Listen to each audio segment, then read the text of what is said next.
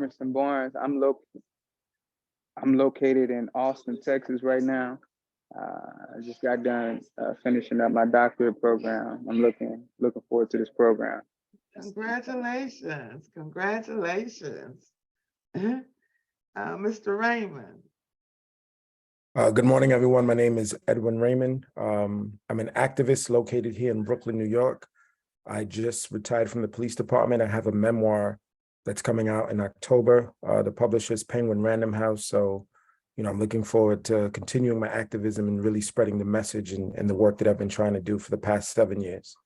Yeah, congratulations. Thank you. Congratulations. All right, Dentista. Good morning. I live right here in Atlanta, Georgia, and I'm almost 1 year into the procurement world, just ready to move on to the next steps with getting my personal business developed. Okay, thank you. Mary Ann. Good morning. I'm Mary Ann Spraggins. I'm in New York City. I met you, Paula, at the Flipping the Hood conference in New York. And I heard your presentation and I was impressed. And I want to understand much more about this world of procurement. And what's your background? I am a former investment banker. I'm a lawyer and a real estate broker, jack of all trades. Okay, thank you. And my team members, can y'all please introduce yourself? Dina and Miss Shayla. Good morning, everyone. I am Dina, and I am excited that you guys have taken the time on this Super Saturday to introduce yourselves and let us know about your intentions and, just going forward with your plans to become financially wealthy through GPI and other sources. I'm here to just encourage everyone. My background is a little bit of this and a little bit of that. I love writing and editing and supporting people, especially those who support themselves. So I'm excited to see you all grow and just get inspired by doing so. Thank you. Thank you. Shayla. Good morning, everyone. My name is Shayla. The name of my company is Creative Dynamic Solutions, LLC, based in Atlanta, Georgia. And I predominantly help GPI with digital marketing, as well as communications between the students and setting up the classroom once you become part of the team. So that's my background, as well as logistics and admin assistance. Thank you. And we've had some others to join us. Ms. Gibson, please introduce yourself and tell me where you're located. Oh, sure. Good morning, everyone. I'm Sophie Gibson, founder and CEO of Vivo 360. We are in Atlanta, as well as have an office in DC. I started this company as a digital agency in 2001, before it was the cool thing to do. And today we are full service creative advertising and digital agency. Looking forward to learning, in the government, around the government space. We have done some subcontracting on federal work. A lot of also what we do is just corporate work and of course city and state. So thanks for having me. You're welcome. Thank you. Gwen, can you please introduce yourself? Hi, good morning, everyone. My name is Gwen Morris. I'm in Brooklyn, New York. And I'm here this morning to, of course, get as much knowledge as possible with regards to government contracting, procurement, and so on. I am a project management consultant, and that's the area which I work in. So I'm definitely interested in getting more information and starting up new initiatives as well. Okay, thank you. Thank you. Welcome, welcome, welcome. And I'm glad you all again took the time out for this Saturday morning to join us and learn about how you can get into this game of federal procurement and what's it really about. So I'm going to go ahead and jump into this presentation. I'm going to cut off my mirror so I don't distract myself. And let's just jump in. I have a lot of information to cover this morning. Again, we are GPI, your Federal Procurement Solutions, specifically for small businesses and minority-owned businesses. I will consistently say that this is our time, because based on the executive order that was issued by the president at the end of December, because he issued an executive order stating that he's wanting and making these agencies increase the equity and level the playing field for underserved small businesses. And what does that really mean? That means that he has mandated these agencies to increase the contract award for these businesses from 5% to 11%, with a goal of it being 15% by 2025. And it's based on small disadvantaged businesses. We'll get into that shortly. But what he's also encouraging them to do is to award contracts to new businesses that haven't played in this field. And how he's doing it is looking at how they've previously awarded contracts. And he identified the area that they had been awarding contracts to the same old players that was categorized under this category management. And so what he's done is told these agencies, no, we don't want that same game played anymore. And we know where the we're going to use this category management where you've been awarding contracts to the same old player, but we want you to now begin to award to new small business, specifically those who are in underserved communities. Just to give a little background on who I am and how I'm ended up here, I'm the founder and CEO of GPI. Originally from Asheville, North Carolina. After college, I went to Washington, D.C., and my first job was with a company that was a part of the 8A program. By a show of hands, can you all let me know if you've heard of this program? And if not, I'm going to provide a little bit more details about the program. I originally started doing event planning. My first job was an event planner. And I was not only planning those events, I was sitting inside and listening and began to understand how the government functioned and how these tax dollars really work. So I started positioning myself to own a company. I attached myself to this one contract that was a part of this 8A program, and I went through 6 companies before I decided to start my own business in 1996. The first year in business, I received my first $1 million contract.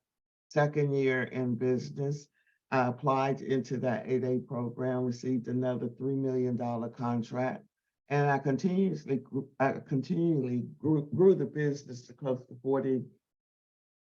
$15 million in contracts and close to 35 to 40 employees. And that's where the challenge began, because I really didn't have a clue what I was doing. I went from a project manager to running a multi-million-dollar company. I also had 2 business partners, one who I just called crazy, who felt like that he could run his personal expenses through the business. The last straw for me was a $3,000 custom-made pinstripe suit with his initials going down the pinstripe. I ended up having his account audited. He in turn takes my assistant in the elevator and threatens her. After he threatens her, I terminate him. He then conspired with 2 of the employees to sue me and the other partner for sexual harassment. After 2 years of attorney fees, $125,000 of attorney fees, $100,000 to buy him out, I had no more operating cash. So I ended up shutting the business down. And it really became my new passion of understanding that no one was training us in our community on how to manage a business on that level. So I volunteered for 2 years as a SCORE counselor, which is a resource partner of SBA, created a training program under their umbrella. After 2 years, ran out of money and applied for a position with the Small Business Administration. I was hired in the Philadelphia district office, and that office is was the office that actually processed applications for businesses applying into that program. My job was to service the businesses in that program. After 4 years in Philadelphia, I relocated to Atlanta, Georgia, where I am now. And after 3 years there, I realized there was a missing link. The missing link that I also obtained while working at SBA was becoming certified as a contract specialist. And for me, that completed the circle, meaning I understood how to manage a business. I understood SBA's programs and rules and regulations, but I wasn't quite sure how the agencies actually put solicitations out for you to compete on. So by becoming certified as a contract specialist, that made it full circle, and I was able to create this program. I've trained more than 10,000 businesses on marketing to the federal government. Assisted small businesses to win over, I'm gonna have to bump up that number because I've just had a protege who won a contract 2 months ago for $1 billion, a 10-year contract doing asset management for USDA. I've self-published a book. The names have been changed to protect the innocent based on my experience in that business, called That's Crazy, Recognize Crazy and Run. So, what are the challenges that small businesses tend to have entering into this space? Working at SBA, what I realized was I would give a workshop and people would be motivated after the workshop, and SBA's resource partners will also be a resource for them, and you would leave with great information, but after you left those workshops, you weren't quite sure how to connect these dots. And I say the same thing with these government agencies. No one understands SBA's rules and regulations. And I will consistently say, unless you worked on the inside of SBA, no one will ever understand them. So based on my experience working there, what I realized, some of the challenges that occur with small businesses entering in this space is that they're not quite sure of the government language. No one understands their processes. Once you receive or determine what certifications you're eligible for, or what documentation will SBA be looking for as you apply into these programs, and understanding all of these federal agencies operate in a vacuum. No one talks to each other, but they're all interconnected in this space. So our goal was my goal when I created GPI was to create a program based on lessons learned. lessons learned, studying the businesses I serviced at SBA, as well as what I learned in that first business. So the first lesson I tell small businesses is to not limit your business. Generally, people will start a business based on their skill set. After I received that first $1 million contract, I was no longer doing event planning. I had staff. And I started marketing to these agencies. And one of my mentors pulled me aside and asked me, why are you pigeonholing yourself? And when he said that, it made sense based on those 6 companies that I'd gone through. And as I looked at their business model, I changed my business model from being an event planning company to a management consulting company. I created divisions. I had an event planning division. I had an IT division. You needed a website to host these events. So why not pull that skill set out and sell it separately? Because I was outsourcing it anyway. I had a publication division. You needed print for all these events. Why not pull that out and sell that separately? And then I had a database division. So once I created those divisions, I started getting contracts in those areas.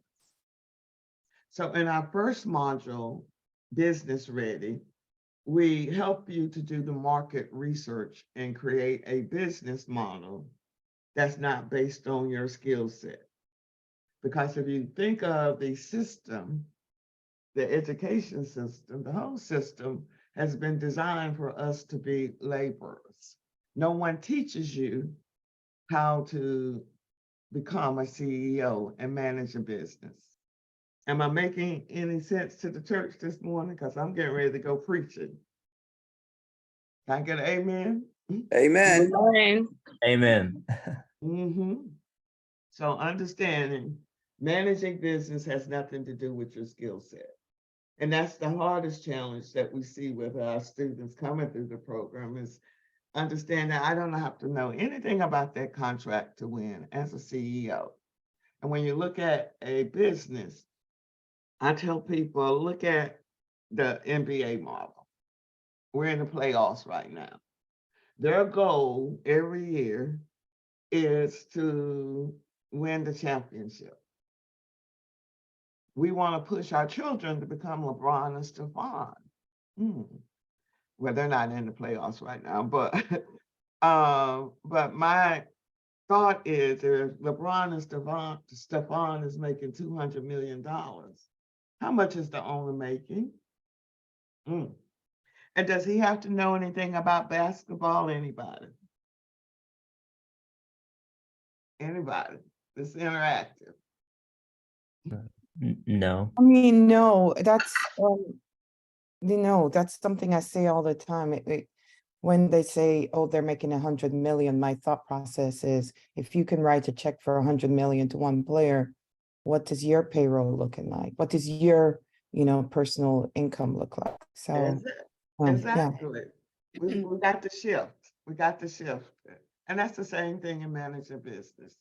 You make money off of people. Hear me. You make money off of people. And it has nothing to do with your skill set. Secondly, understanding collaboration is key. Understanding all of SBA's program, all of these federal contracts require that we collaborate. But no one is training us on how to collaborate. So in our second module, we put people into teams. And at that stage, we're the government because it's imperative that we learn how to work together instead of chasing the crumbs by ourselves. Meaning, I look at the number of people online right now, that could easily be a $50 million contract. You get a piece of the pie, someone else get a piece of the pie. And for our survival, we've got to work together. We've got to change the dynamics of us being at the bottom. And this is a vehicle really to create generational wealth. My mentor got into the 8A program, and in 6 years, he built that business up and sold it for $27 million. So understanding why you're getting in it, what's your purpose, and let that be your driving factor. Third, you must have the infrastructure. Infrastructure. What do I mean by infrastructure, someone? Anybody? Nobody knows what I mean by infrastructure? I do. Um, Take a well, guess. infrastructure is what you have in place. It's almost to hold everything in place. It's like having a bridge. If the bridge is up there, you can't cross over if there's a river and you need infrastructure in place to get from one thing to another, to get from one, to get from one thing to the other. That's just, I'm trying to be simple. But in a agree with business, it applies. You need infrastructure in place so things can run smoothly, like operations There you Yeah. go. Right, and communications. There need to be some bridge there so that things can flow and run smoothly. I got two. Accountants, Yep. attorneys, making sure you understand how to protect your business. Had I had employment, practice, liability insurance, that would have covered my attorney fees. That's an insurance policy outside of your general business insurance policy. So if anyone has any W-2 employees, I would highly recommend that you obtain that insurance. Employment, practice, liability insurance. Now, when you look at the federal government, can anyone tell me when their fiscal year starts and ends? June 1st, right? And one more time, someone. I know it ends It's July 1st. September. Okay. And that's the state. The federal government operates from October 1st to September 30th. So for you, as a small business, there's a peak time and a downtime for you to market.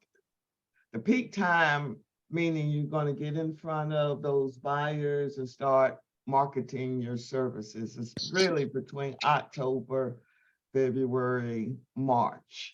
Because what generally happens during this period is the government is operating on a limited budget, and that's called a continuing resolution. You all are listening to the news and hearing all the arguments, but in our community, we tend not to pay attention.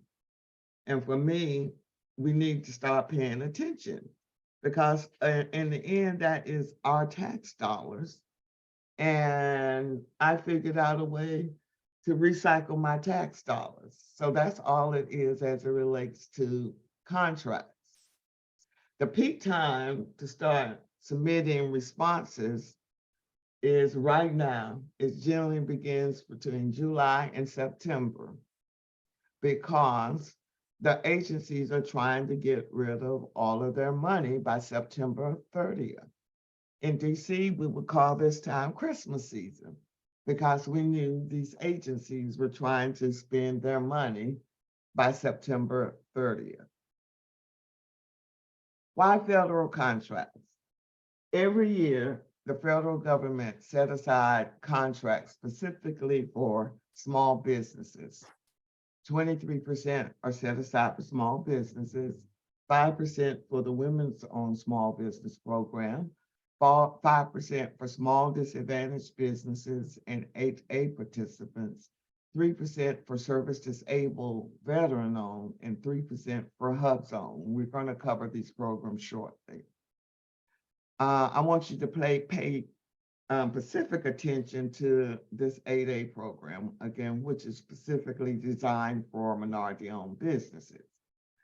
Because it's a goal and not the law, SBA scores each agency on how well they fared in achieving these goals.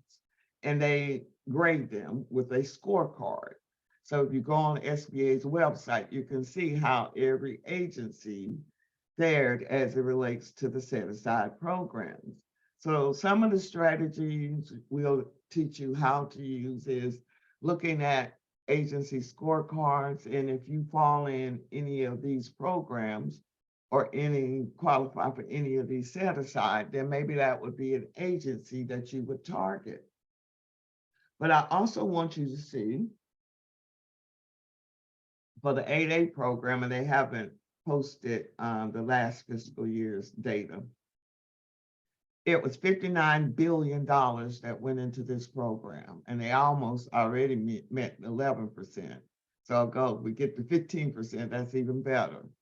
But again, pay close attention to this $59 billion.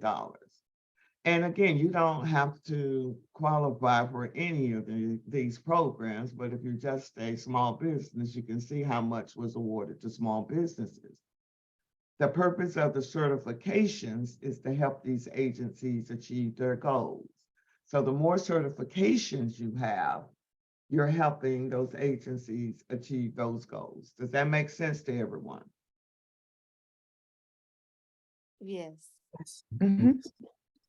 So for this program, I use this resource, and I'm going to take you to this at the end of the presentation, just so that you could get a visual of what agencies were awarding contracts under this 8A program, as well as what industries these contracts were being awarded under, again, under this program. And so our goal is to teach you to build a business model based on where the government is awarding contracts. It's based on who you know that have that skill set. It has nothing to do with your skill set. This program, again, is a program to my heart, and I'm always tracking and getting the information and gathering the data. This report was issued last year, and for me, this report told a story. It told me that 34 billion in contracts went to 8A firms, 11 billion in sole source, and we'll talk about what sole source means shortly. And to me, that's telling a story. Can you all look at the numbers and what story is it telling to you guys? Now, this is based on national. Can anybody see a story there?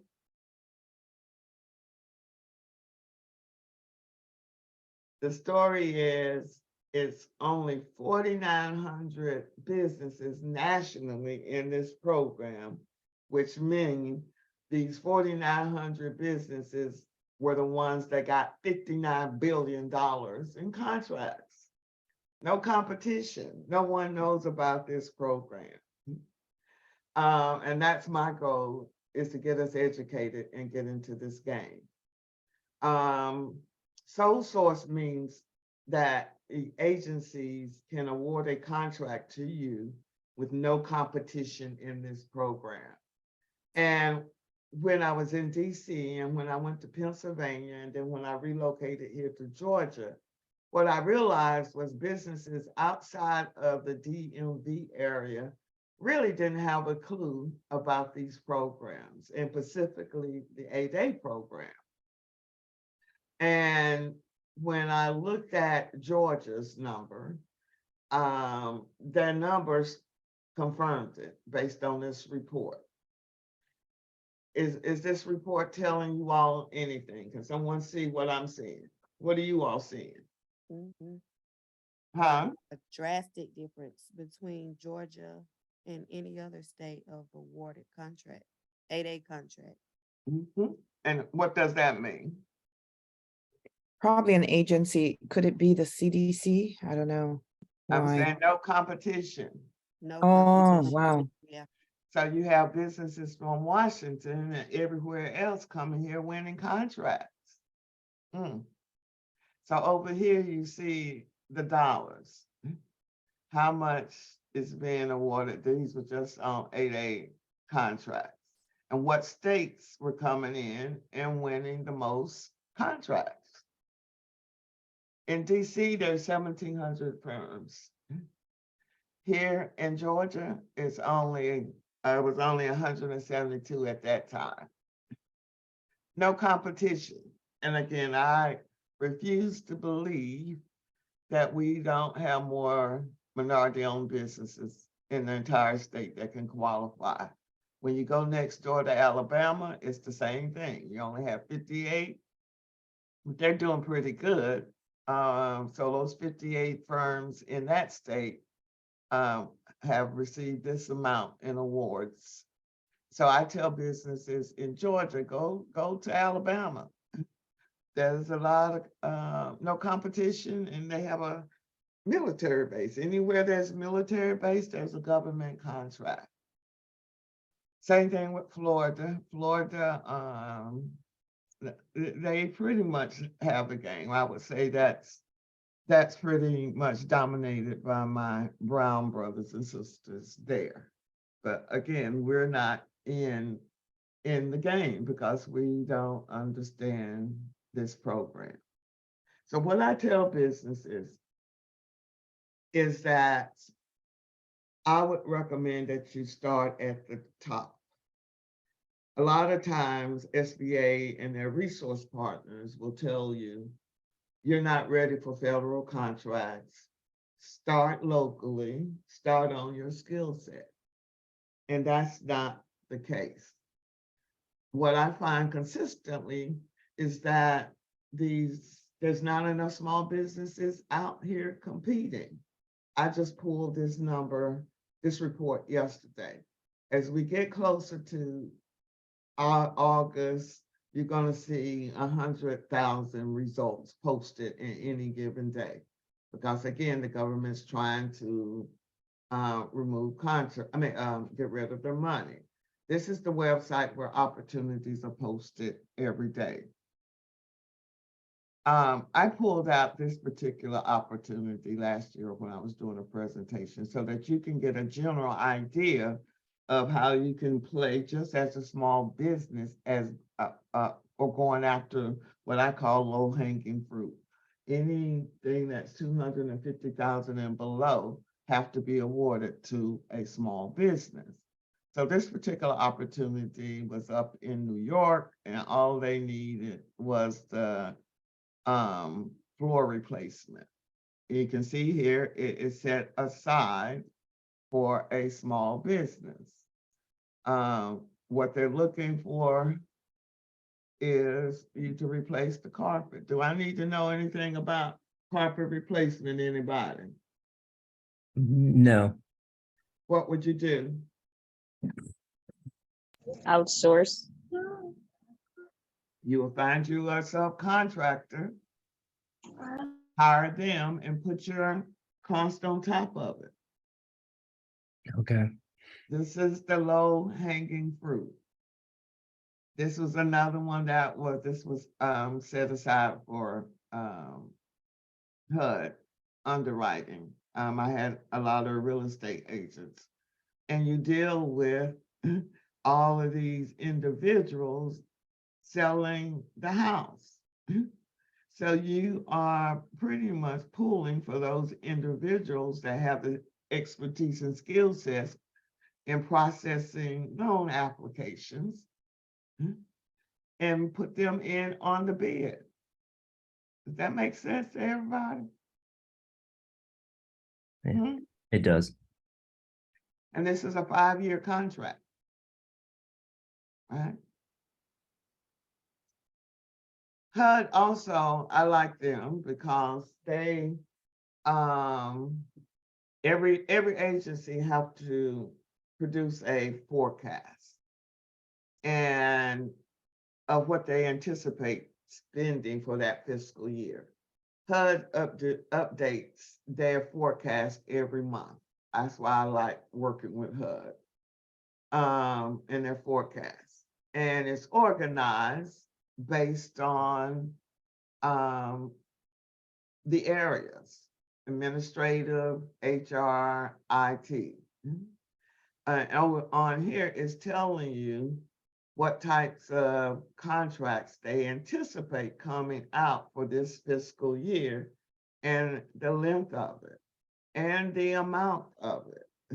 So in these forecasts, it gives you the opportunity before it's posted on SAM.gov to gather information on these contracts. And you can see Eva HUD, Eva White manages all these contracts. In the end, it's all about building relationships. Yeah, you got that? So, certifications. In order to play in this space, you can self-certify as a small business in this database, Systems for Awards Management. This database has a lot of bugs in it. It was actually launched while I was still working for the federal government, and we called it such a mess. That's your first test of becoming a contractor, is going through and completing your application or your self-certification in this database. You can self-certify as a small business, as a small disadvantaged business. There are 4 certifications that are considered formal, meaning you have to submit an application to SBA and be approved by SBA. One is the 8A Business Development Program, which is designed to build your business. Other one is the HubZone program. That program is designed to build communities. Third program is the Women's Own Small Business. And then they just recently transferred the certifications for veterans over to SBA for approval. So for the 8A program, which again is a program to my heart, in order to qualify into this program, SBA is primarily looking at 2 components, whether you're socially and economically disadvantaged. You're in this program for 9 years. This is the only program that I know that is designed to build your business. By being in this program, it allows you to go to any federal agency and you can be awarded contracts up to $4 million with no competition. Did the church hear that? Can I get an amen from the church? Hopefully you can, or do you all understand what I mean by that? Huh? Yes, sounds Yeah. good. Mm-hmm. So that's how I was able to grow that business so quickly. That's why you shouldn't pigeonhole yourself into any one industry. HubZone is based on where your business is located, and 35% of your employees reside in a HubZone. For the 8A program, for the social component, as long as you're a member of any one of these ethnic groups, you automatically meet the social component, as well as being a US citizen. The economic is based on your adjusted gross income. It cannot exceed $850,000 minus any equity in your home and in your business. If you have a rental property, any equity in those rental properties will be counted against you. Also, if you are a real estate agent or broker, this program does not allow brokers or the agents in it. So what I tell real estate agents and brokers, on your tax return, there's going to be a code that's called a NAICS code. That's your industry code. You want to make sure that you're using the 541611 code. That is the code for management consulting. You all got that code?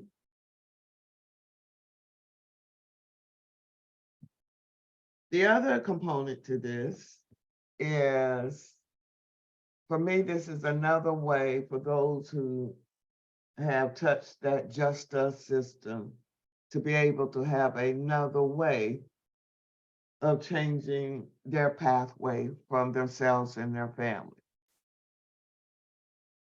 If you have a record, but you're not on parole or probation, and based on, again, whatever that felony is, you can start a business and apply into this program. And even again, if you're a small business and maybe you're not eligible for this, you can still start a small business and apply for contracts. And to me, this is a way that we can change the dynamics of those who have touched that system. The HUBZone program applies to purchases over $3,000. You must be certified by SBA. There's no term limits. You're required to recertify every year. In this program, you also get the benefit of competitive and sole source contracts. The difference with this program and the 8A program is that in order for an agency to award a sole source contract under this program, they have to be assured that there are at least 2 businesses that are qualified to perform on that contract. That's called the rule of 2. So how we play with this game is, that's where the collaboration comes into play. Let's say you have 2 of the GPI students that are in the HUBZone program. Both of you all cut a deal. You find the opportunity for this program, you cut a deal.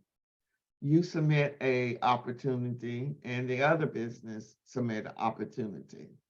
But you're gonna tell the other business, if I win, I'll subcontract to you and vice versa. What you're trying to do is force the agency to award it to the one of 2 of you guys to eliminate the competition. Does that make sense to everyone? Makes sense. Yeah. Your principal office must be in the HUBZone, and 35% of your employees must live in a HUBZone. So if I'm a home-based business and that home-based business is in a HUBZone and I'm the only employee of that company, of my business, can I qualify into the program? Someone? I would say yes. That's 100% of the employees. There you go. To determine if you're in a HUBZone or the business that you have is in a HUBZone, there's a HUBZone map. That's the QR code that will take you to that map. Once you put the address in the map, it's going to show you if that area is HUBZone based on those areas. And everything is driven by the census tract. The women's program is broken down into 2 components: economically disadvantaged and the WOSB. Once you apply into the ED program, you're automatically WOSB. You don't have to submit 2 applications. The challenge here and that's what drives me crazy, is that there are 3 databases that are separate that businesses are having to apply for these programs instead of everything being centralized. For the 8A program, you apply through certified.sba.gov. For the women's program, you're going to certify through this database. There's 3 ways that you can be certified, and everything goes through this database. So what I tell everyone, and that's what we do in the program, is you're going to certify if you qualify for the women's program while you're in the program, and do it yourself. There's no need to outsource it and be charged a fee, because you have to provide them with the same documentation that they're going to upload in this database. These are the eligibility requirements for this program. All these programs require someone that has at least 51% ownership. You must hold the highest office, that in a position, no minimum amount of time the business has been operational, and you must run the business. You cannot lie to the government. I was again in SBA when this program became law, and up in Philadelphia actually, and all the calls I was getting were from men trying to determine if they can position their wives to own the business. Everything is shown through your tax returns. You cannot lie to the government, people. Hear me. I had access to databases that you did not. The Veterans Program, again, applies to over 3,000. This right here, I need to update because everything now goes through SBA, and that just started this year. This is the benefits of it, and they are they're grandfathering in those who have currently been certified under the VA. And this is the key QR code for any of you veterans. Do I have any veterans online? Again, you get the same benefits of the Rule of Two in this program as you do in the HUBZone Women's Program, based on, again, two businesses under that program that's qualified for that opportunity allows the agency to designate it as a sole source. Again, these are the criteria. Everything is 51%. Again, everyone must be registered in SAM. Again, if you are permanently or totally disabled, you can designate someone to assist in the management of that business. And again, I'm not going to go through all these details. You guys can go to that website.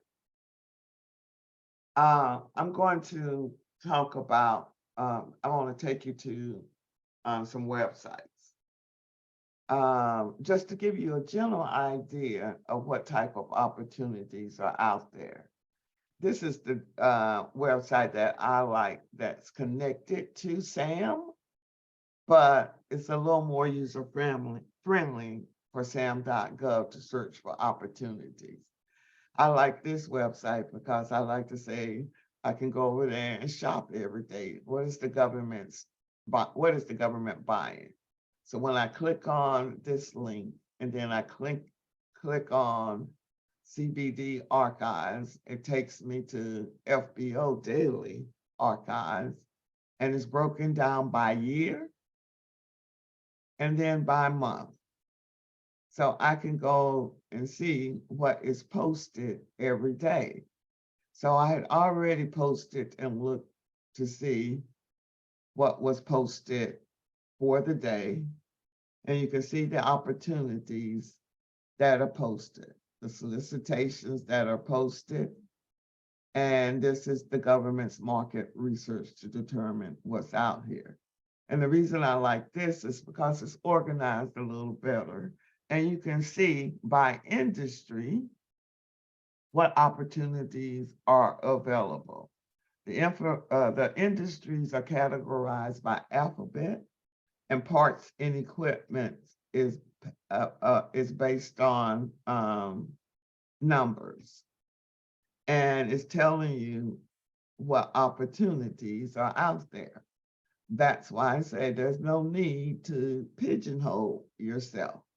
So as I was preparing for today's, I went to education and training because I have a general idea of what where the low-hanging fruit contracts generally fall. And it's generally in the training or janitorial services. But again, the government buys everything. And when I went under education and training, I found here, you see pre-solicitation, that's the government giving you a heads up that this opportunity is coming out. You see, they need a cosmetology instructor. Do I need to be a cosmetologist? Someone?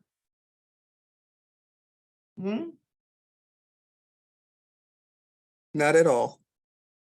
And this is the opportunity. You always, at the bottom of it, where it says source, you always click that to take you to the official link. So they're telling you it's a heads up, this opportunity is going to come out June 12th. And they're looking at 2 places, California, Norfolk, Virginia. Do I have to be in California or Norfolk to submit a bid on this, someone? Nope. No. That's why I say, don't pigeonhole yourself in one state. I could be in California and win a contract, and I'm here in Georgia. You're managing these contracts. You're not working in it. Also wanted to take you to this particular database, USA Spending.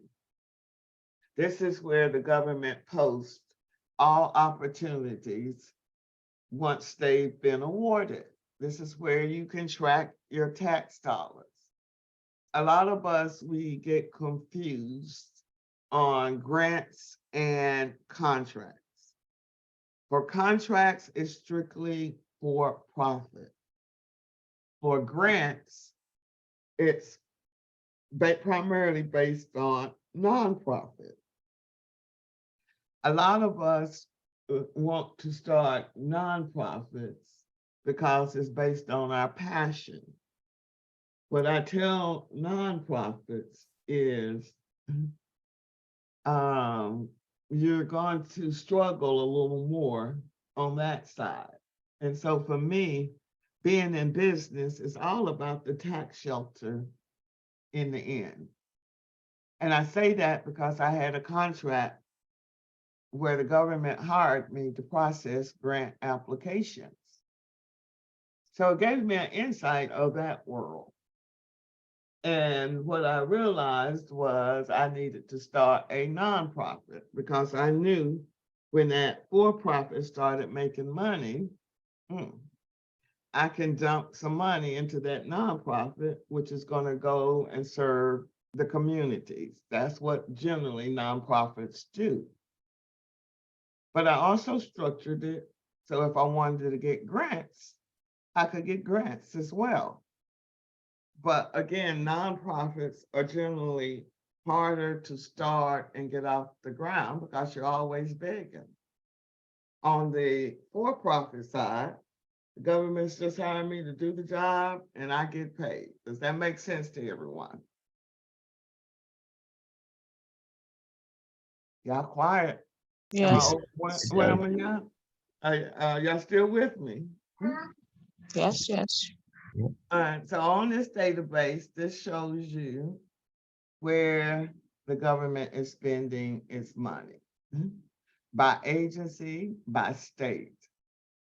I wanted to show you an example of one of our students who came in, and while she was in the program, she started going after the low-hanging fruit. And this was an example. The government needed a 3-day meeting space at a hotel. All right. In that, she found a hotel, and you see it was 3 days. The hotel's cost was $48,000.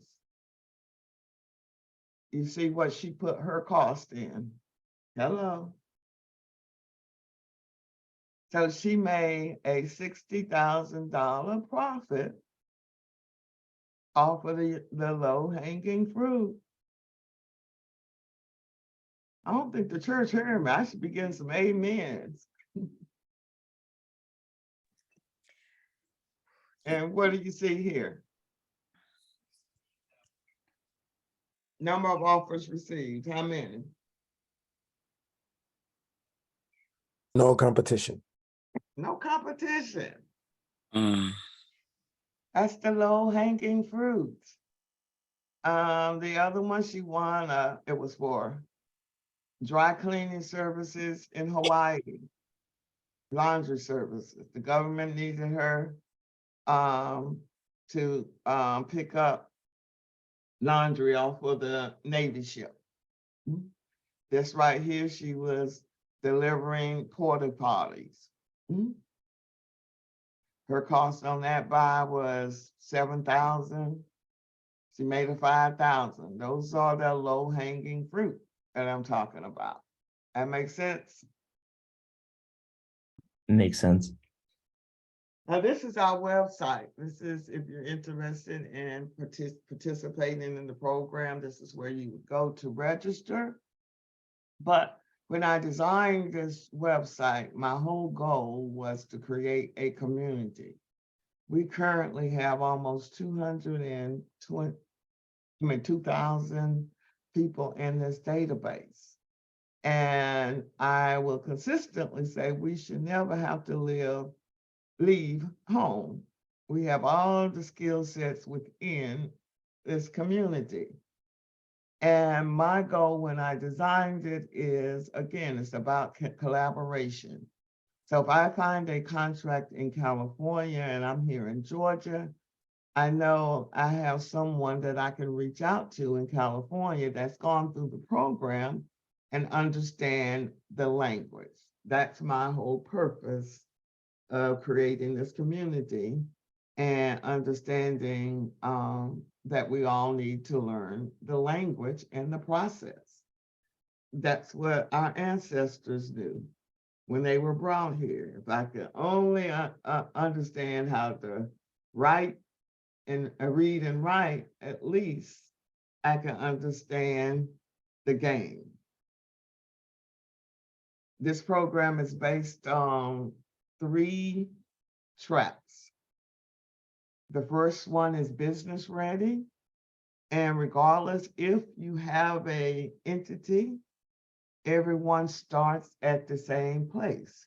If you don't have an entity, because everyone needs to look at this component of their business as a startup, because you're learning a different language, and what you look like today is not going to be what you look like tomorrow.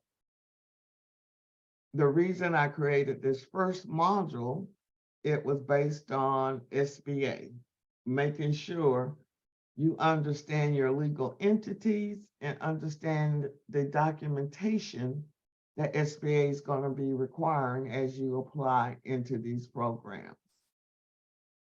Once you get registered in SAM,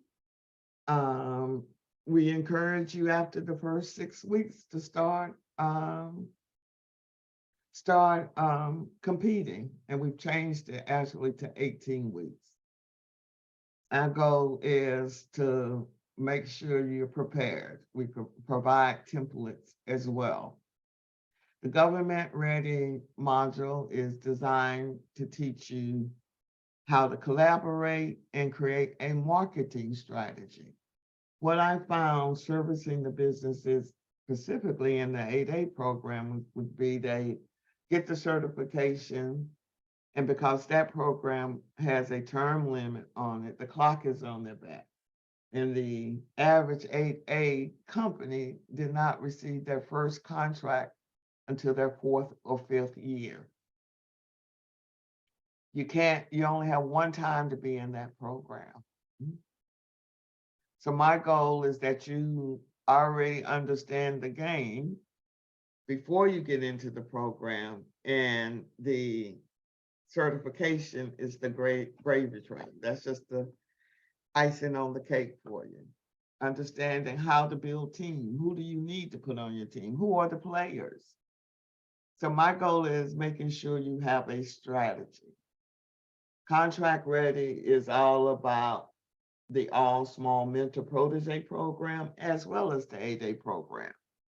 I provided you with a business plan for both of those programs that I know passed the smell test, and to help you understand how you begin to identify that potential mentor. For me, ideally, is that you identify a mentor and get into that program first, and then submit your application for the 8A. Because the All Small Mentor Protege program allows a large business to mentor you, and you get to use their resources. I have an example of one of my proteges. He was in the program. He had only been in business 2 years. He got under the waiver. He was a service disabled vet. He went through the training. He won some of the low-hanging fruit, but I told him he has a clock on his back, find you a mentor. He found a mentor, helped him get approved into that program. They immediately created a joint venture. The next year, they won a $53 million contract under that joint venture. Those are game changers. We think small. I want y'all to think big. Think like you're running a corporation. So that's what the whole program is doing, is helping you set up a structure that's not based on you, but based on you having a business model that's going to be sustainable in this space. The program is $19.97. If you want to bring a second person in, we're going to allow that second person to pay $1,000. Just to be able to give you all another benefit and cost savings. We have to have a minimum of 15 people to begin the cohort, no refunds. We do allow up to a year for you to return and retake the cohort class with no instructor. Right now, we have about, I think, 10 seats left. People have already prepaid for the class that's going to start on June 14th. The classes are held in the evenings from 8 p.m. to 9:30. You'll be meeting with a live instructor. I will not be teaching this particular cohort. I have my colleague who's retired from SBA, that's a contracting officer, and she had a pretty senior level position at SBA and able to bring you all a different perspective than I could be able to provide you. So I'm excited about her being part of the team and her wealth of knowledge that she's going to be able to share with you guys. We also provide office hours for additional support every Tuesday from 6 to 7 p.m. That's when all the classes come together. We currently have about 7 classes going on at the same time. And generally, I'm the one in the office hours to provide additional support to the trainers. For those who may be technically challenged, we offer lab sessions from 6 p.m. to 7 p.m. on Thursdays as well, to help you navigate through some of these websites or just if you're having challenges. From my first business, I created a lot of templates. What you're gonna hear us say consistently is that you don't have to reinvent the wheel. I've already provided you with a lot of the resources that you're going to need as you begin to navigate this space. These are some of the deliverables that you'll be charged with completing based on that module. You have homework assignments as well as lab assignments each week in this module. Yeah, we have lab homework assignments each week. I would recommend that you spend maybe 2 to 3 hours outside of the classroom because it's packed with a lot of information and you need time to process what you've learned as well as beginning to use the tools that we're provided in doing the market research so that you can understand how you're building your business model. Because in the end, this is the goal. Everyone will create a business model that's, again, based on who you know or what you've done in your background. This is the project that all teams come together and have to produce in the government ready module. This is what we did in contract ready. I've taken out responding to an RFP in this module. It was more important for me that you complete that business plan because that's what you're going to need when you start applying to SBA's program. This is the QR code for the book that I wrote. That's Crazy. Recognize Crazy and Run. And another QR code to our website. Thank you. Do you all have any questions? I do. This is Mary Ann. I understand that there's a limit on what you can take out of an 8A company every year of $400,000. I wonder if that's accurate, and does that apply to the other programs as well? That is correct. The maximum, you can have a salary up to 400,000 based on your contract. You know, because it's a business development program, SBA does not want you getting your first $1 million contract and paying yourself $500,000. So you get a $25 million contract, you can only pay yourself $400,000? Up to $400,000. Are those other programs like the Hub Zone and the Women's all the same in that regard? They don't have that because again, Okay. you think about the 8A program and the and the women economically disadvantaged is based on your being disadvantaged. So if you're making 400,000 or more, and I'll give you an example. I had an 8A company. I actually had to graduate early. When she came into the program, her first year, she was making 85,000. Second year, she made 65,000. Then she created a joint venture and won a $200 million contract. Next year, she gave herself a $3 million bonus. I let that one fly. The second year, she came back and gave her $4 million. I was like, now I have to graduate you. You're no longer economically disadvantaged. Okay. Okay. And yes, and you gave an example of somebody finding the hotel, I think in Albuquerque, and the hotel cost, I'm just making up the number now, you know, $500, and she charged $100. So can you talk about the profit margins and That was what's allowable? That was her profit margin.